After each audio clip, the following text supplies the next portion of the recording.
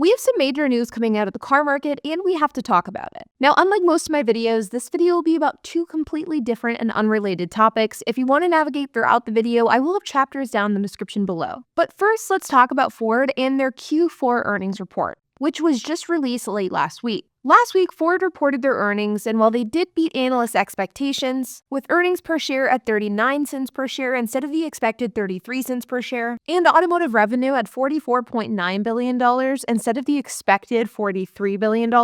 And so all in all, from an earnings and revenue perspective, Ford did really well. But similar to General Motors, who had their earnings report a couple of weeks ago, Ford also doesn't have a great outlook for 2025 and how tariffs are going to impact the car market as a whole. Of course, as we all know, and as I've talked about on this channel many times, there has been the threat of looming tariffs ever since President Trump had become elected. And well, there was the promise that tariffs were going to be implemented on a number of different countries, including Canada and Mexico on February 1st, but parts of this tariff plan were then put on hold, and as of now, nobody really knows exactly what direction tariffs are going to be going in. And this has left not only consumers, but also automakers and companies unsure on how things will work moving forward. Now, when it comes to the breakdown of Ford revenue, Ford has three categories or three tiers to their lineup. We have Ford Blue, which is like their traditional gas vehicles, think the F-150, the Mustang, things like that. We have the Ford Pro, which is their commercial line, and then we have the Model E line, which is Ford's electric vehicle lineup. And while Ford Pro and Ford Blue are both doing very well and overall really carried the brand in 2024 and in Q4, the Model E, or the electric vehicle lineup, is absolutely hemorrhaging cash. And according to the earnings report, the Model E electric vehicle business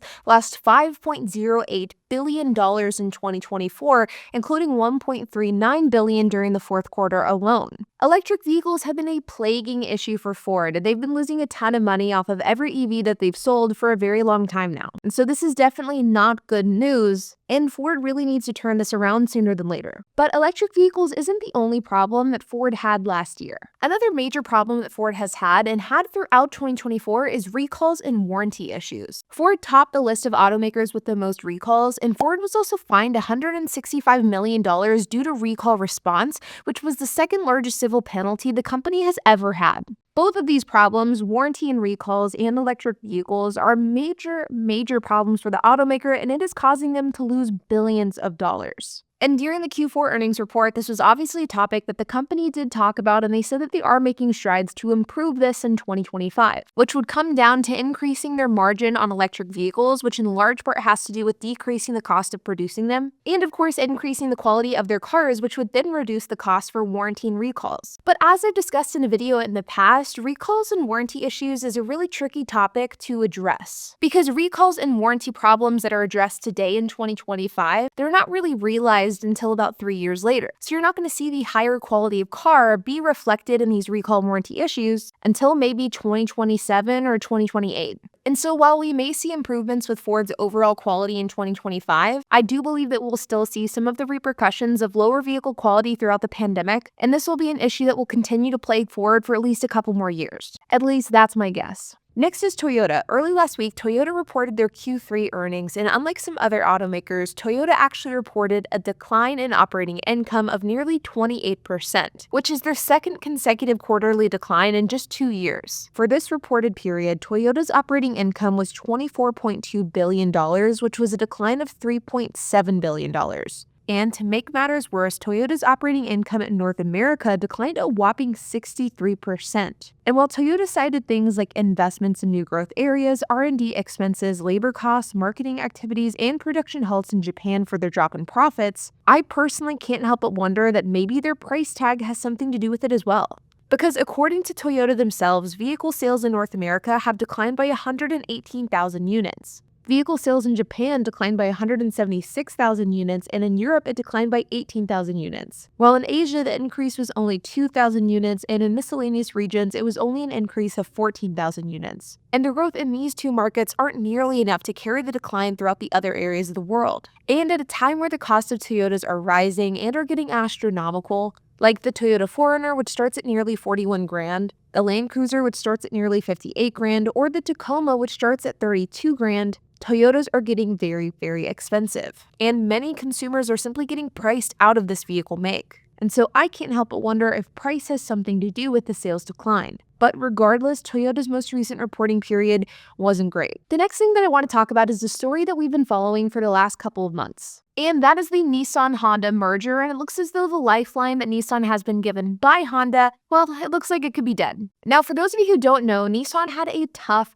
2024. And at the end of 2024, there was a lot of speculation circulating around that Nissan only had enough resources to survive maybe 12 to 14 months and that they were in desperate need of an investor. Then shortly after all of the speculation was circulating around, it was revealed that Honda, Nissan, and Mitsubishi would be entering into a partnership. Their merger would create the third largest automaker and would have given Nissan the lifeline that they really needed.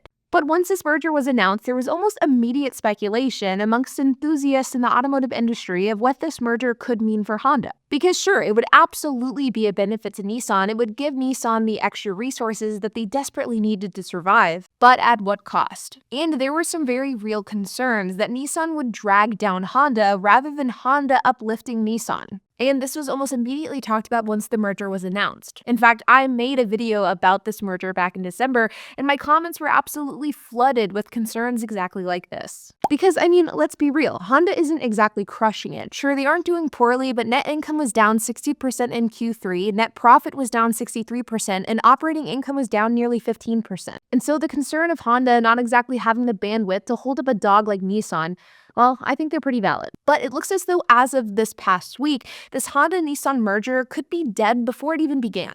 According to reports, the deal has fallen through because Honda wants to make Nissan a subsidiary of Honda, which Nissan strongly opposes, I suppose because that would mean that Honda and Nissan aren't on the same playing field in the partnership. And so instead of Honda and Nissan being on equal playing fields and being equal partners in this endeavor moving forward, if Nissan was made a subsidiary of Honda, then Honda would kind of be viewed as the parent company and Nissan would be viewed underneath it. And most likely Mitsubishi would be viewed even underneath that, which for obvious reasons is a plan that Nissan isn't a fan of. Nissan doesn't want to be looked at as a lesser brand than Honda, even though they absolutely are. And so I got to admit, it seems kind of crazy that this type of arrangement would be something that would be considered a deal breaker given the position that Nissan is in. But in doing research for this video, I did find that there were a few other reports stating that this decision actually hasn't been voted on and the board is supposed to vote this week. But the speculation is that the board is going to vote against this merger because of this whole subsidiary issue. And so while I guess not technically dead, it does look as though as of right now, this deal is at the very least on life support, which means that Nissan is no doubt going to be in a desperate search for some sort of investor to hop in and save Nissan during this desperate time. Now, who that's going to be, your guess is as good as mine. Now remember, I do have my course, the Car Sharing Masterclass. If you're interested in checking it out, you can do so by clicking the link down in the description below, and you can use the code OFFER100 to get $100 off. Like always, you guys, I hope that you enjoyed this video. If you have any questions, comments, if you have anything to add, I would love to hear it, so make sure to leave a comment down below. And while you guys are at it, make sure to hit the like button, hit that subscribe button, and hit the notification bell, and I'll see you guys in the next video.